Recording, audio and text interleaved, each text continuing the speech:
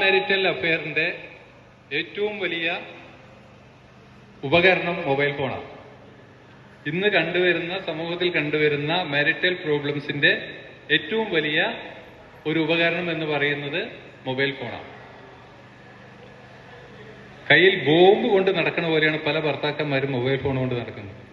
എവിടെയും വെക്കില്ല, വെച്ചാ പൊട്ടിക്കറി, പേടിച്ചിട്ടാ ജീവിക്കുന്നത്.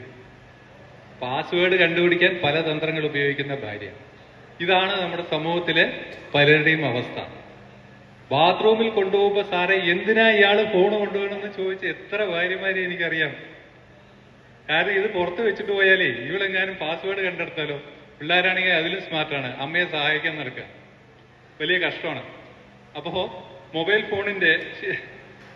ഫോണിന്റെ ഒരു യൂസ് ശരിക്കും അത് മിസ്യൂസ് ആക്കി എന്ന് തന്നെ പറയാം. കാരണം എൻ്റെ അടുത്ത് ഞാൻ ഒരു കഥയും കൂടി